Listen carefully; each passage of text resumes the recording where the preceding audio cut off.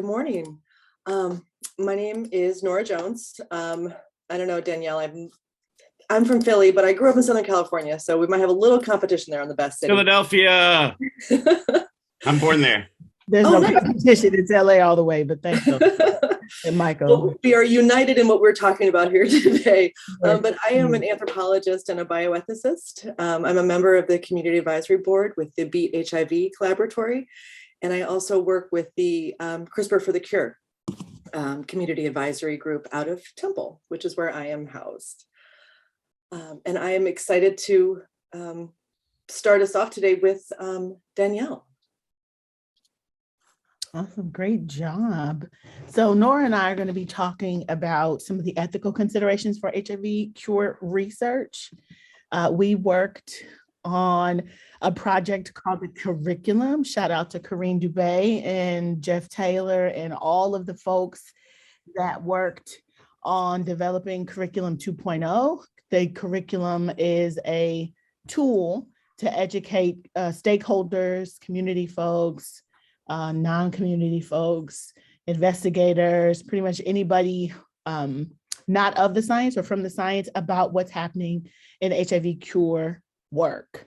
So we worked for about a year to update some of the curriculum modules, and we believe wholeheartedly that ethics is a chief consideration in some of the conversations related to cure. So this is one of six different modules that were updated. 5 + 2 is 7. So Nora and I are going to present to you one of the modules that is focused on the ethics of HIV cure-related research. Mm-hmm. So the module itself is about 57 slides, and it's filled with notes. It's filled with presenter guides. It's filled with deeper dives and videos for watching and other short articles for reading. So we're not going to go through the whole, but we wanted to highlight some of the main points. And I think so the outline of the module is what is bioethics and what is it not? What can it do for us? Why should we be talking about ethics in the context of HIV research? We'll talk a little bit today about research ethics. It's the sub-branch within the larger field of bioethics that I think folks here and the researchers, that's where they really meet, right in the middle. And then we'll do a deeper dive into informed consent. And please use the chat, throw in any questions you have, any comments. So it's funny, I've been in bioethics for about 25 years, and what a lot of people, they'll say things like, I don't know if I want to take a class in bioethics or talk about bioethics. I didn't study biology in college. It's not what it's about at all. It's a field that brings people together from multiple different disciplines to ask questions like, what must we do? What is the most ethical? What is the right thing to do in this situation? And the we in these questions is doctors, scientists, researchers, community advisory board members, ourselves, all of us. Bioethics really implicates all of us because it relates to the things that happen at the intersection of science, society, health, wellness, all of it. So bioethics is asking, what should we do? What should we not do? What is permissible to do at this intersection? And it's a toolbox and a set of guideposts. The principles that this module talks about can be used to really illustrate the right versus wrong paths. But also, particularly in research, there's not a clear right or wrong. Sometimes there's multiple rights. And how do we think through which rights are we going to prioritize? So bioethics is really, and we're going to focus on the toolbox part of it. The toolbox has a set of principles in it. And if you think about what's guiding, if you look at sort of informed consent form, or if you look at the process of research, these are the principles that underlie all the different choices and behaviors. We've got autonomy, which is sort of the foundational right that we all have to determine what happens to our own bodies. Ethics also implicates what beneficence and non-maleficence, sort of the fancy ways of saying do good, doing good for others. It's your clinician duty, it's the researcher's duty, but not just to do good, to also avoid harm. So how are we thinking about both of these things simultaneously? There's the principle of justice, which looks at society as a whole and says, I'm how are we going to allocate our resources in a fair and just manner? What's really interesting, and one of the reasons I love this collaborative, this group, the community engagement in research, is the first set of principles are important and no one's ever going to throw them away. No one's ever going to say they're not important. But bioethics and the field of research now is really moving towards principles that help us focus more on equity, help us focus more on building different kinds of bridges between communities and academic centers and researchers. So we'll see throughout this module a focus on what we're calling agency, which is someone's ability to carry out and make a choice. We all have the right to make different the choices that we want, but we are all limited in which choices we actually can take. And ignoring that, this says here is like being colorblind. We can't ignore the impacts of racism and sexism and homophobia on people's beliefs, attitudes, behaviors, ability to move through the world. And then social justice, which is not just fair and equal, but it adds the equitable component. How can we make sure that all of our decisions are not perpetuating inequalities or inequities? How can we think about using research to right some of those historical and discriminatory wrongs? So that's really, I think, Danielle, if you want to talk about this, why we chose to sort of start with ethics. I think so. Beginning these sorts of discussions around ethics, I think are seminal, right? You need to understand how community folks play a key role in advocating or participating in or discussions related to HIV cure-related research. It's important. And what you see on the screen, I'm not sure if we shouted out the illustrious Michael Luella for their work on this module.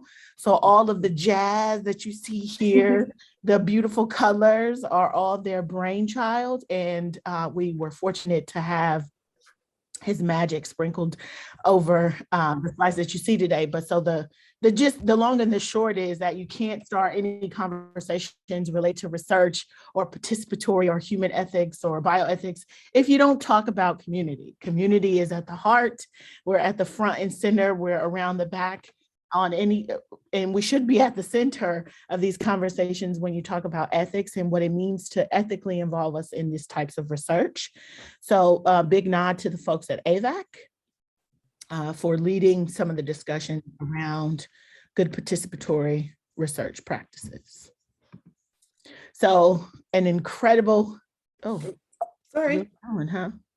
there's an incredible history of community activism. I'm not going to say engagement. I'm going to say flat out activism as it relates to participation and what it means to be meaningfully included in HIV cure-related research. So we have folks like Linda D, who's really been at the front lines in terms of establishing some of the guidelines and what it means to ethically involve folks in HIV cure-related research. Michael Peluso, Steve Deeks, these are folks who are really on the front lines helping to put up guardrails and frameworks that are supportive to community members, equitable, meaningful, and their inclusion in this type of research. So gaining this type of knowledge about research ethics is important, should be an important consideration when you talk about or consider participating in HIV-related research, given that, or especially cure research, given that there are certain uncertainties. And as Nora mentioned before, you want to understand what they are from a human rights and ethics perspectives. Next slide. Mm-hmm. All right, so diving in. Danielle talks about sort of, and this we're preaching to the choir, a lot in this room around the importance of activism and ethical approaches to research. One of the things the module does is provide some of the background and the history of that. It does it in the context of HIV research, and it does it in the field of research ethics as well. So this is just the starter slide to a little deep dive into the birth of research ethics. And these sort of guardrails and the toolbox unfortunately emerged because, looking historically, researchers and doctors do not have a clean history. They have not always acted ethically. There have been multiple cases throughout history of the academic establishment taking advantage of socially marginalized and vulnerable populations. The module does a deep dive into two of these: the Nuremberg trials, which happened after World War II, and the atrocious human experimentation in Nazi concentration camps, which led to the first time that people put on paper guides for researchers. You know, you see voluntary informed consent as essential for participating in research. But the Nuremberg Code was out in the world, but it didn't really have an impact on United States laws or many really other government legal settings. And so the second example is the United States Public Health Service study of untreated syphilis at Tuskegee, often called the Tuskegee study, but we have to remember it was a United States Public Health Service, which withheld treatment for syphilis in order to do what they called a natural experiment of observation until death. And it was the 1972 New York Times article that really led to national attention on unethical research behavior, and led President Nixon at the time to form the Belmont Commission. And the Belmont Commission is the group that wrote down a set of principles, again, informed consent, and Danielle's we're gonna go to informed consent next. She'll talk about these principles. This is the document that codifies it into US law. So any institution in the United States that gets federal dollars has to now have, you know, an IRB, an institutional review board. These are sort of the structural foundations of research ethics that emerge from these abuses. One quick note before we go on, though, and why do we talk about ethics with everybody?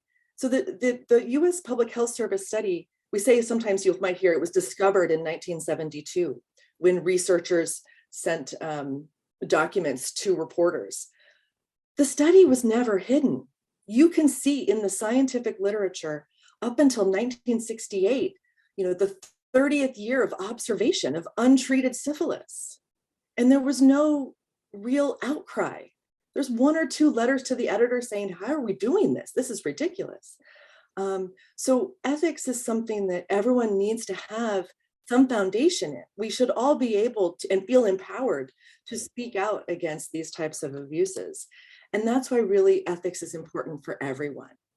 And why in these settings of community engagement, community advisory boards, community engagement groups, where we have spaces for transparency, accountability, and how can the research institution foster, how can public become more engaged? So that's sort of, again, a plug for ethics is for everybody. Nora, you had a question pop up in the chat. Someone wanted to know how people living with HIV might be included on the IRBs that decide which research is conducted in our communities. Mm-hmm. That is a great question. So institutional review boards have to have what they call community representation. Sometimes that representation is reflective of whatever group is being, I don't want to say studied, but sort of, you know, institutional review boards for children's hospitals. They like to have parents on the institutional review board. Research that's going to happen in a prison setting, they have prison advocates and on those boards. If an IRB is going through a general university like University of Pennsylvania, UCLA, it doesn't necessarily have to have a person living with HIV on that as a community member. But with the collaboratories and a lot of HIV research with the history, it may not be the institution itself, like UCLA or Temple, but there will be associated with the research endeavor a community advisory board, which should have a broad swath of representation. So Tom, I hope that answers your question. And great question as always, Tom. We can count on Tom to plan a good brain teaser in the chat, no matter where we are. So we love it. Keep it coming. So kind of dovetailing off of what Nora's talking about, in the case of the Tuskegee experiment, right? You mentioned that it was a publicly funded study that was able to go on unchecked for 30 years, despite a minor outcry from some reporters. It just puts into context the continued devalue of Black lives. And it's worth noting and stating that it's an example of how, yet again, the Black body is sacrificed to bring to bear ethical protections for all populations of people. And it served as a framework for ethical inclusion of populations and safeguards in the US and beyond. So part of what was missing from that conversation was what we like to call informed consent. And so informed consent, next slide, really takes us into this place of an exchange. It's not merely a document that you sign, it's an exchange of thoughts and ideas between you and a member of the research study team about what it means to participate in a study. So it's not just a one-time thing where you sign a paper and you say, okay, great, I'm going to be in this study. It should be a dialogue, right? A conversation of reciprocity between you and that member of the study team to talk about what the research project is about. What are some of the activities that are associated with your participation in this research, including disclosure of relevant information, and we're calling an assessment of the participants' comprehension, meaning, can you say with certainty, can you describe to that member of the study team and to yourself whether or not you understand what the study involves?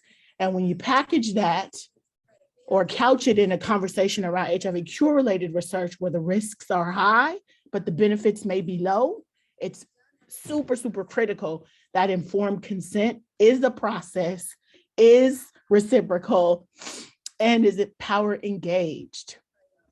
So at the end of this process, if the participant so decides, then they will complete their signature on the page on what we call informed consent document, and then be afforded entree into the study. But we want to really drive home that it's not just a signature on a document at one study visit, but that it's an ongoing process, an ongoing conversation between the participant and the study team about what it means to participate in such a study. So the signed informed consent document doesn't mean that the participant is informed. It means that you had a conversation. The participant themselves can describe their level of understanding for that study. Some studies will have what's called an assessment of understanding, where they'll ask you a couple questions related to the study activities to assess whether or not you truly understand what it means for the study related activities and if you want to move forward and participate. But William described in the chat that this should be done often to make sure that you understand. Absolutely. Next slide. It's a single IRB.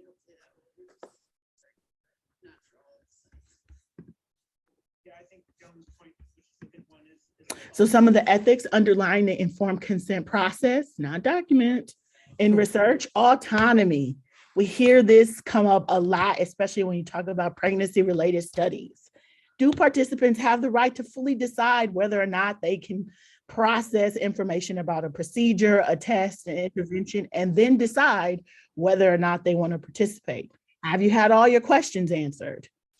But at the end of the day, again, the participant has the right to decide.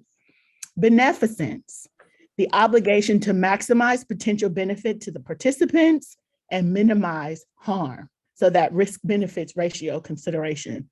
Are you putting yourself in undue or unjust harm as a result of participation in that study, which then takes us back to the conversation around autonomy. Can you effectively decide, given the risks and the benefits when fully presented, if whether or not you want to participate? I think that's my cue to speed it up. No, I hit the button by mistake.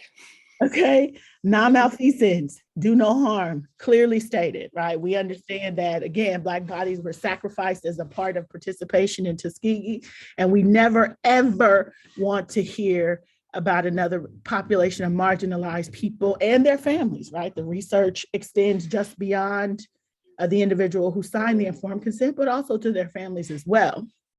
And so we don't ever want history to repeat itself in this regard. Justice, all people should be treated equally, right? It should not be that the research industrial complex decides, absent of our intersectional identities, who gets to benefit from participation. So studies should not include homogeneous populations of people. They should be diverse, given and based upon who are represented in the populations who are grossly affected by these conditions. Research cannot selectively burden certain populations. Equity framework, agency and social justice, right? This is at the core of where the world should be. This is public health. So informed consent forms, conversations must be presented in a way that a potential participant can understand, with special attention taken toward health literacy. Do you understand what we're saying? Do you understand what the study is about? Have you decided if, based upon the information you have, you want to participate? We have some comments in the chat from Jan. Thank you, Jan. Recording in progress. A couple of please mute. Thanks. They're listed here 1 to 8. The study involves research, reasonable foreseeable risks, benefits to participants and others. Right? When we talk about HIV cure-related research, we have analytic treatment interruptions, and those types of studies have implications for the sexual partners of participants. So lots of other considerations that have forced us to contend with ethically and redefine who is a member of a study. Alternative possible advantageous procedures and treatments, confidentialities of records identifying the participant. Explanation of compensation, that is a discussion within itself, right? We're part of a group, shout out to Jeff, that are working to define what some of these ethical compensation frameworks look like. Am I giving you a pound of flesh for $10 in return, right? What do we define as ethical compensation? Who do you contact for questions and answers? And are those folks representative, again, of those populations that are grossly impacted? We want to know, and we want folks to understand that participation is completely voluntary, and at any time you so choose, you can withdraw that participation free of any consequence, right? Free of any concern for your services that you would have received should you not participate in that study. So no penalty, no loss of entitlement to benefits. And again, at any time you decide, you can withdraw your participation. Next slide. So some of the possible challenges to informed consent, we have them listed here. On the research team side, poor communication. How many times have you ever been in with a study visit and the person who's on the other end is just clueless at times? They want to rush you through the consent process because the clinic is busy that day. They're not reading the patient, they're not reading the proverbial room to see if the participant really understands what's going on. They have more of a legal outlook on some of these consent processes, lots of legalese and complex language that we as participants don't always understand. If the patient is anxious or having sort of concerns about new procedures, what about their health status, cognitive impairment? Do folks really understand? Do they have neurological disorders that impede their ability to effectively process or synthesize some of the documents and the legalese contained therein? Denial of a disease state, the informed consent document. I get this all the time. The language is super complex, it's burdened with medical terminologies. It's like 50 pages. It's very legal in its nature and it's lengthy. So there's been lots of mobilization around how do we streamline that process using maybe other techniques of engagement to really assess understanding and deliver this information that's non-traditional with just paper and a participant, a potential participant and a member of the study team. You and Next slide. Thomas had that same thought at the exact same time. Yeah. Chat, yes. And I think, yeah, this is sort of, I realize we might have just hit our time. Sorry now. No. You can go on. Just go on a little bit more if you want to wrap it up, and we might need to hurry it up. Uh-oh, I think we are out of time, huh? Well, why don't you still come to some sort of conclusion for us instead of just dropping things? To some of the comments in the chat, yes, the module does go on to talk about strategies and different papers that have worked on making informed consent more meaningful, in part from community engagement, from all lay people. There are certain things that unite all lay people in the field of bioethics. The module does go into some HIV cure-related research specifically, which is particularly for HIV cure research. It's the first of its kind, which carries additional ethical challenges. So I don't know, Danielle, if that's what the rest of sort of our slides had, were sort of some of the lessons from different seminal pieces in the field. Things to look out for, things that other community advisory boards can take back to their researchers. Yep. And say, we need to make sure that our research has consistent language, is clear, doesn't overemphasize anything, talks meaningfully about the ethics of treatment interruption trials. How the differences in understanding. What does a participant understand? It's not always what a researcher understands. Right. A slight change in a lab data, which is so critical to the researchers, if the person doesn't feel any different, there's a disconnect there. And